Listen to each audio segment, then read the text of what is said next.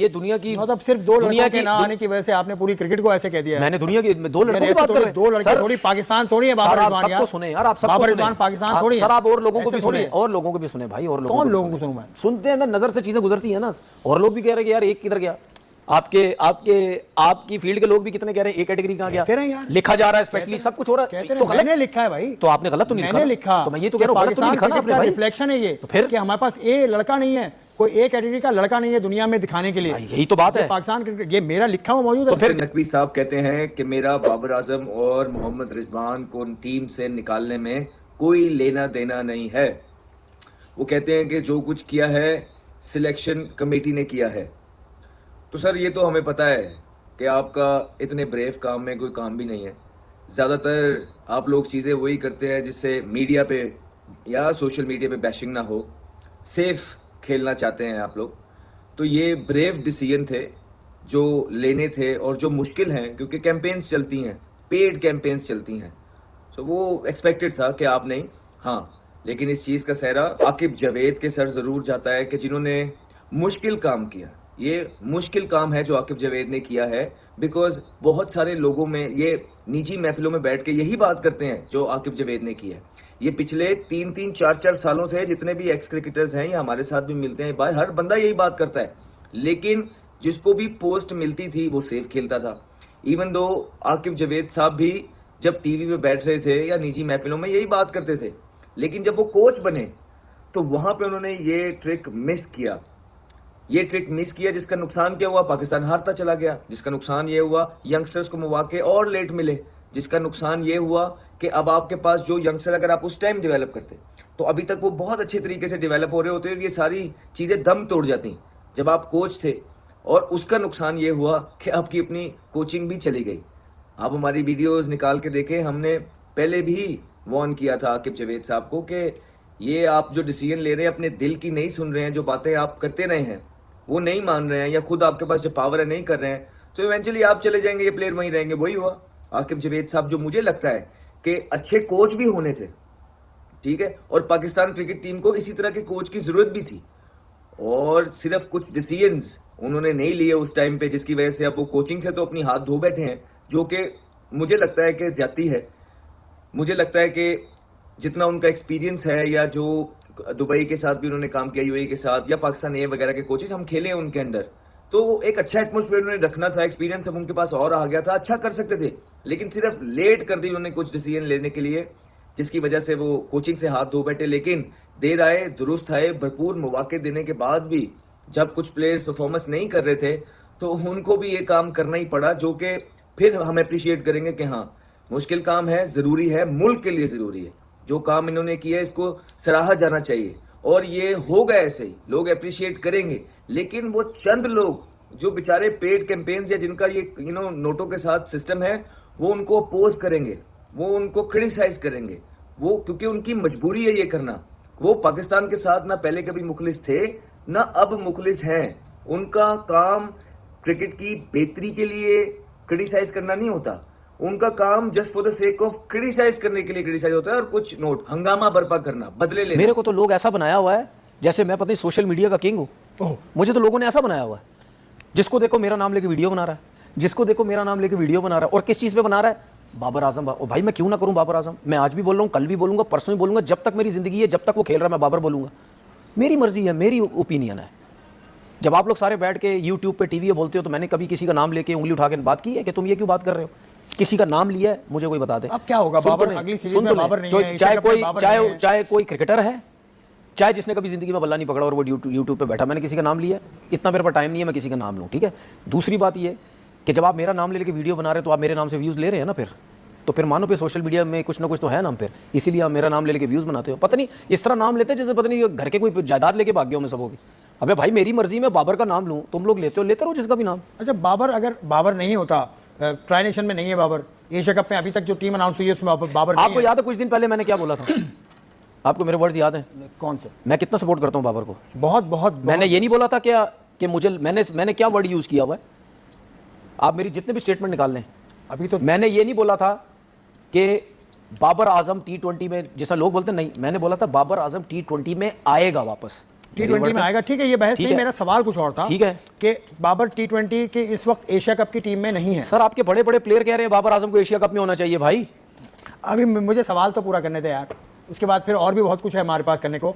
मैं वही कह रहा हूँ कि बड़े लोग कह रहे हैं कि उसको होना चाहिए। अगर बाबर नहीं होता है एशिया कप में तो फिर कैसे चलेगी दुकानदारी सोशल मीडिया पर, आपकी भी और उन लोगों की जो उनके खिलाफ बात कर रहे हैं। मेरी तो आप गलत बात कर रहे हैं ना। नहीं, आप भी बाबर पे बात तो करते हो। देखिए मेरी दुकानदारी है ही बात तो करते हो। मेरी दुकानदारी है। आप देखिए कि इस टाइम पे जिस टाइम आप पॉइंट स्कोरिंग कर रहे हैं और आकिब जावेद को या क्रिकेट बोर्ड को आड़े हाथों ले रहे हैं कुछ डिसीजंस पे, ये टाइम नहीं है। 9वें नंबर की टीम है यार आपकी, ये टीम ही नहीं रहेगी, हॉकी वाला हाल हो जाएगा।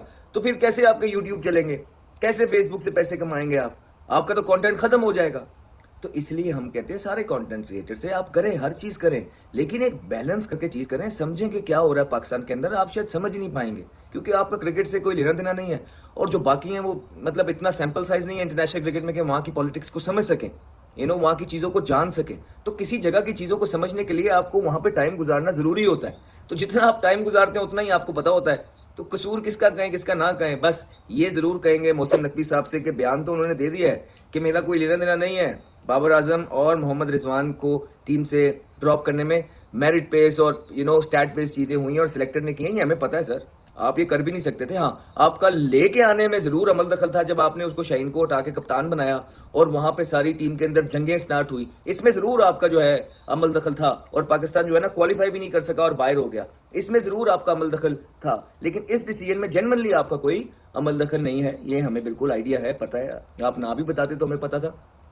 अब एक रिक्वेस्ट आपसे जरूर कर देते हैं कि अगर किसी ने दिलेरी वाला ये डिसीजन ले ही लिया है, जो बाकी बहुत ज्यादा आए और उनमें इतनी हिम्मत नहीं थी कि वो जो पाकिस्तान के हक में फैसला है वो पेड कैंपेन्स या क्रिटिसिज्म फेस कर सके, ये डिसीजन लें। तो अगर किसी ने अब ले लिया है ना आकिब जावेद ने, तो बराए मेहरबानी उसको सपोर्ट करिएगा, बराए मेहरबानी, क्योंकि आपके पाकिस्तान क्रिकेट बोर्ड में बहुत लोग उसके अगेंस्ट इस टाइम प्रोपेगेंडा कर रहे हैं, मीडिया में भी खबरें दे रहे हैं, अपने ही लोगों की टांगे खींच रहे हैं, सारा कुछ आकिब जावेद पे डाल के एक तीर से 2-3 निशाने लगाने की कोशिश कर रहे हैं। ऐसा मत करिए, ऐसा ना कीजिएगा। तो ये डिसीजन में तो आपका अमल दखल नहीं है, लेकिन एक मीटिंग बुला के कम से कम आप अपने लोगों को ये बता दीजिए कि ऐसा नहीं करें जो वो चीजें कर रहे हैं। पाकिस्तान क्रिकेट बोर्ड के अंदर से लोग जो हैं वो आकिब जावेद को ही उतारने के या उसकी टांगे खींच रहे हैं। तो अगर किसी ने ये डिसीजन लिया है, सो खुदारा उसको सपोर्ट करिए, उनको सपोर्ट की जरूरत है। रिजल्ट जैसे भी हो, आप पीछे भी रिजल्ट देखें ना, क्या आए क्या नहीं आए। हमारा मानना यह है कि सीनियर से ज्यादा रिजल्ट अच्छे तो ये अभी तक देने लग भी गए, हालांकि खेले भी बेचारे बच्चे कुछ नहीं। तो जैसे ही आप इनको थोड़ा सा टाइम देंगे, ये बच्चे बेहतर खेलने लग जाएंगे। मेरी तो आप गलत बात कर रहे हैं ना। नहीं, आप भी बाबर पे बात तो करते हो। देखिए मेरी दुकानदारी है ही नहीं, तो करते हो, मेरी दुकानदारी है ही नहीं। आप ऐसे करते हो, मेरी प्यार करते हो बाबर को। मेरी दुकानदारी, देखिए सुन तो ले, मेरी दुकानदारी उस टाइम होगी जब मैं बाबर के अगेंस्ट जाता ही नहीं। मेरी दुकानदारी उस टाइम होती है, मैं बाबर के नाम से उस टाइम व्यूज हासिल करूं कि जब मैं उसके खिलाफ जाऊं नहीं। क्यों? मैंने कभी नहीं बोला कि बाबर आजम को T20 कप्तानी से हट जाना चाहिए, बोला नहीं, बिल्कुल बोला। मैंने नहीं बोला कि यार अगर आप लोग ये समझते हैं कि T20 में इसकी बैटिंग बेहतर होनी चाहिए, उसको करनी चाहिए। भाई सब करनी चाहिए बिल्कुल। 130 के स्ट्राइक रेट से कैसे खेलोगे? सुन तो लेना, जो आप मुझे कह रहे हैं ना, लोग समझ रहे दुकानदारी वो होती है कि मैं उसके खिलाफ जाऊं नहीं। जब शाहीन की कप्तानी से हटा इसने ली, मैंने आपके शो में नहीं कुछ दिन पहले बोला कि उसको कप्तानी नहीं लेनी चाहिए थी। ठीक है, मैंने आपके शो में उस दिन बैठ के ये नहीं बोला कि यार आप एक्सपोज हो चुके हैं, नहीं बोला। बिल्कुल बोला। ठीक मैं है, यही कह रहा हूं कि ठीक है, दुकानदारी मैं नहीं, दुकानदारी वो कर रहे हैं जो एजेंडे पे काम कर रहे हैं, जिन्होंने कभी इसकी बैटिंग के ऊपर, जिन्होंने कभी ठीक है इसकी चीजों के ऊपर पॉजिटिव रख के ठीक है मुद्दे पे कोई बात ही नहीं की। बाहर करो, पाकिस्तान टीम हारे, इसको ने कुछ नहीं किया, बॉलिंग में मार खा जाए इसने हरवा दिया, बैटिंग में कुछ नहीं करे इसने हरवा दिया, 50 रन कर दे, बॉलें इतनी ज्यादा खेल ली, 100 कर दिया, इतनी बॉलों पे 100 तो कोई भी कर सकता था। ठीक है, मिस फील्डिंग हो गई, उस पे बाबर आजम, कैच छुड़ गया उस पे बाबर आजम। भाई क्या हो गया यार? लेकिन ना आपको दोस्त भी आपका फोन करके कह रहा है यार बाबर पे बात नहीं करो। देखो अब मुझे भी, मेरा भी दोस्त है ये जो फोन कर रहा है। नहीं वो मुझे, बड़े सीनियर प्लेयर्स जो हैं बैठ के बात कर रहे हैं कि जी 3 से 4 चेंजिंग्स होंगी एशिया कप के अंदर, अगर ना हुई तो मेरा नाम बदल देना। ऐसे बड़े बयान आपके पहले भी पड़े हुए हैं। अगर लोग आपके इस तरह के बयान निकालने पे आए ना, तो मेरा मतलब हफ्ता आप ही के बयान चलते रहे पाकिस्तान की टेलीविजन या न्यूज चैनल्स के ऊपर, इतने आपके बयान पड़े हुए। तो हमारी सोर्सेज ये कहती हैं, हमने पहले भी जितनी बातें कही आप देख लीजिए, अभी तक के लिहाज से, आज के दिन के लिहाज से कोई तब्दीलियां नहीं है। ठीक है, पाकिस्तान लंबे अरसे के लिए इसी स्क्वाड इन्हीं लड़कों के साथ ऑलमोस्ट इक्का दिक्का चेंजिंग के साथ जा रहा है। हाँ, अगर कोई आएगा तो वो यंगस्टर आएगा, सीनियर अब वापस नहीं आएगा। ठीक है, लंबे अरसे तक। ये अभी तक की रिपोर्ट है, क्योंकि आगे वर्ल्ड कप साथ जुड़ा हुआ है। एटलीस्ट वर्ल्ड कप तो जो है ना ऑलमोस्ट सिमिलर स्क्वाड खेलेगा। यंगस्टर्स की बात कर रहा हूँ, ठीक है, कि यंगस्टर्स यही रहेंगे, कोई तब्दीली नहीं हो रही है। तो जो लोग कह रहे हैं हमारा नाम बदल देना, तो फिर तैयार हो जाएं, दूसरा नाम भी खुद ही बता दें, क्योंकि इस दफा जो डिसीजंस हुए हैं वो एक दलेर इंसान ने लिए हैं, आकिब जावेद ने।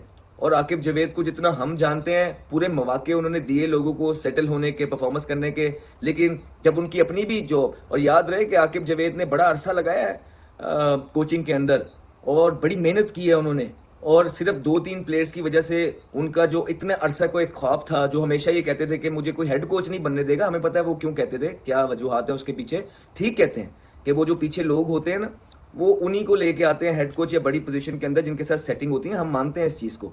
लेकिन तो ये सारी चीज़ें जो उनको हेड कोचिंग जब दी गई और उसके बाद चंद प्लेयर्स की वजह से उनको मीडिया के ऊपर आड़े हाथों लिया गया और उनको हटाना पड़ा, तो ये उन्हीं की वजह से सारी चीज़ें हुई हैं। तो अब उनको जो बाहर निकाला है, तो मेरा नहीं ख्याल है कि अब वो कहीं पास आपको नज़र भी आने लगे हैं, बिकॉज हर इंसान का एक करियर होता है और आकिब जावेद ने भी बड़ी मेहनत की थी। तो एज ए कोचिंग जब उनको मिली थी तो उन्होंने कुछ प्लेयर्स को पूरे मौके दिए और वो कुछ जितवा के दे ना सके प्लेयर, तो ऑब्वियसली वो प्लेयर तो फिर रह गए, वो कोचिंग में वो आकिब जावेद बाहर हो गया। तो खाली चंद प्लेयर्स का ही करियर नहीं होता, लेगेसी नहीं होती, हर इंसान अपनी अपनी फील्ड के अंदर मेहनत करके आया होता है और आकिब जावेद ने बड़ी जिंदगी दी है। तो अब क्योंकि ये उनको लगता है, उन्होंने फील किया पास से कि बस that is it, enough is enough, now it's time to bring the youngsters. ठीक है, जिसने मुझे जो भी कहना है कह ले, जो जिसका दिल करता है कह ले, मैंने वही करना है जो मुझे मुल्क के लिए समझ आती है। और आई थिंक यही एक ब्रेवरी है, क्योंकि उनको पता लग गया कि सोशल मीडिया किस तरह मैनेज होता है। उनको पता है कि सोशल मीडिया जिस तरह मर्जी आप पैसे लगाओ मैनेज हो जाएगा। बाबर और रिजवान के टीम से बाहर होते ही लाइव शो में ही न्यूज़ एंकर ने तनवीर अहमद को बोला कि अब बाबर की टीम में ना होने से आपकी दुकानदारी भी बंद होने वाली, और बाकी जो क्रिकेटर यूट्यूब पे बैठ के बाबर के बारे में बात करते हैं, उसकी फॉर्म पे बात करते हैं, उनकी भी दुकानदारी बंद होने वाली है। इसके ऊपर तनवीर अहमद तिलमिला उठे। लेकिन ये सच है कि तनवीर अहमद जब भी टीवी पे बैठते हैं तो सिर्फ बाबर आजम की बात करते हैं, बाबर आजम को सपोर्ट करते हैं, और टीम का कोई भी खिलाड़ी उनको दिखाई नहीं देता, सिर्फ बाबर आजम दिखाई देता है। और दूसरी तरफ अहमद शहजाद ने भी शोएब अख्तर के जो बयान दिया था शोएब अख्तर ने कि टीम एशिया कप के लिए टीम में 2 या 3 चेंज होने वाले हैं, उस पर अहमद शहजाद ने उनको करारा जवाब दिया है। अहमद शहजाद ने बोला है कि कोई चेंज नहीं होगा, यही टीम जाएगी एशिया कप के लिए। तो इस बात पर आपकी क्या राय है, कमेंट बॉक्स में अपनी राय दीजिए। वीडियो अच्छी लगी तो लाइक कर देना और चैनल को सब्सक्राइब कर देना। धन्यवाद।